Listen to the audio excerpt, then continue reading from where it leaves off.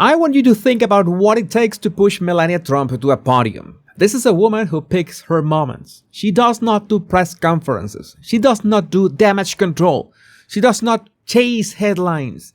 So when the First Lady of the United States walks into a room, stands behind the presidential seal, and starts talking about Jeffrey Epstein, something has gone very, very wrong, and not with her.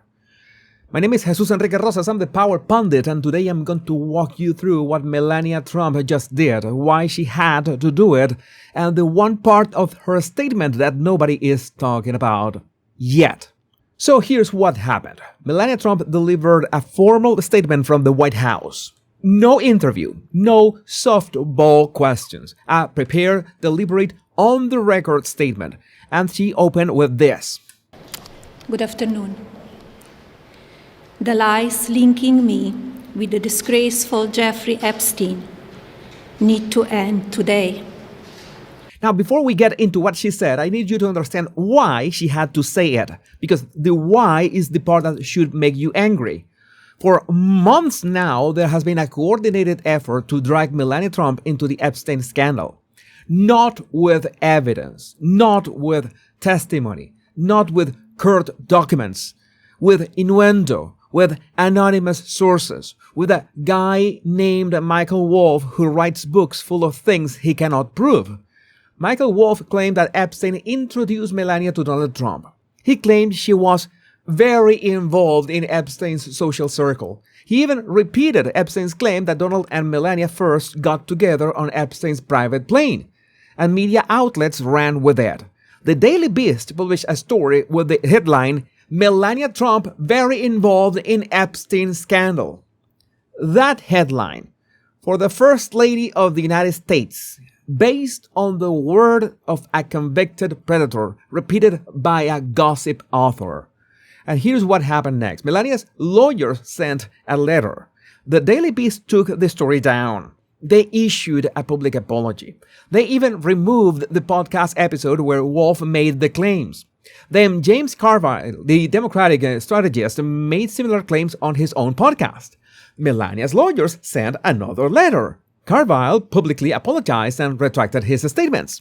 Then HarperCollins UK had to do the same thing with a book about Prince Andrew that dragged Melania into it. So, 3 separate retractions, 3 separate apologies from 3 separate sources, all for publishing things about Melania Trump and Jeffrey Epstein that they could not back up.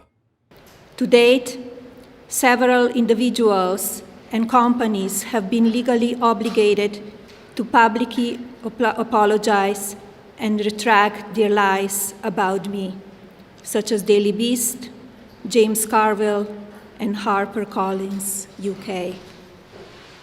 Now, think about that for a second. If there was even a shred of real evidence connecting Melania Trump to Epstein's crimes, do you think these outlets would have retracted? The Daily Beast is not exactly a pro-Trump publication. James Carville is not exactly a Trump supporter. These people wanted the story to be true. They ran with it because they wanted it to stick. And they had to take it all back because there was nothing there. And let me add something that Melania did not say in her statement, but that I think matters even more. The Biden Department of Justice had 4 years with full access to every Epstein file, every FBI interview, every piece of evidence in existence.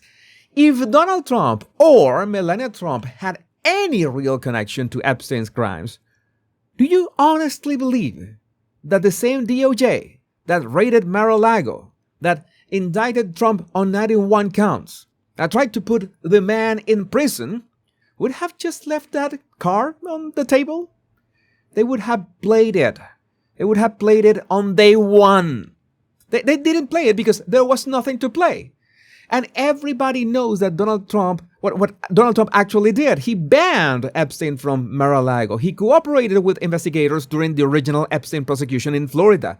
The attorney who represented Epstein's victims, Bradley Edwards, went on the record and said that Trump was the only person who picked up the phone, returned his call, and helped. So the real question is not whether Melania Trump had anything to do with Jeffrey Epstein. The answer to that question is no, and it has always been no. The real question is, how did we get here? How did we get to a place where the First Lady of the United States has to stand behind a podium and formally deny a connection to a dead predator when every single outlet that published the accusation has already been forced to take it back? That is where the indignation should be. Not at Melania, at the machine that made this necessary. Because here's what they tried to do. They took a casual email from 2002, a polite reply to Ghislaine Maxwell that said nothing of substance, and they tried to turn it into a smoking gun. They took photos from New York social events where hundreds of people overlapped with hundreds of other people, and they tried to turn those into proof of conspiracy.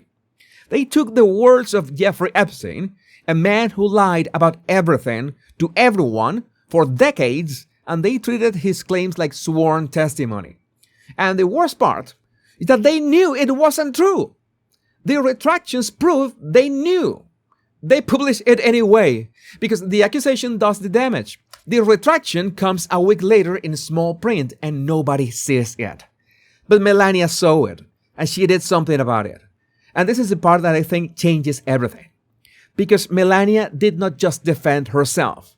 Listen to how she ended. I call on Congress to provide the women who have been victimized by Epstein with a public hearing specifically centered around the survivors. Give these victims their opportunity to testify under oath in front of Congress with the power of sworn testimony. Did you catch that? The First Lady is not asking Congress to protect her. She's asking Congress to protect the victims. She's saying, stop using Epstein's name as a political weapon against people who had nothing to do with him and start giving the actual survivors a platform to speak under oath. That is not a defensive move. That is an offensive move. That is Melania Trump saying, you want the truth? Fine. Let's get the truth. Put the survivors in front of Congress. Let them testify. Put it in the congressional record permanently. And then we will know who is actually guilty and who was being smeared for political points. Then, and only then, we will have the truth. Thank you. That line right there should tell you everything you need to know about where Melania Trump stands on this. People who have something to hide do not ask for more transparency. People who have something to hide do not ask Congress to hold public hearings. People who have something to hide do not ask victims to testify under oath. Melania Trump just did all three. And I think the people who spent months trying to connect her to Epstein are not going to like what those hearings reveal. Because when the survivors finally get their day, the names that come up won't be Trump. I watched my own country get destroyed by people who use lies as weapons, who smear anyone who got in their way, who didn't care about truth because power was the only point. I saw Chavez and Maduro do it for 20 years, and it's the exact same playbook here. The only difference is that Melania Trump just called the bluff. Let me know in the comments what you think about Melania's call for congressional hearings. Do you think Congress will actually do it? My name is Jesus Enrique Rosas. I'm the Power Pundit. Much love and bliss.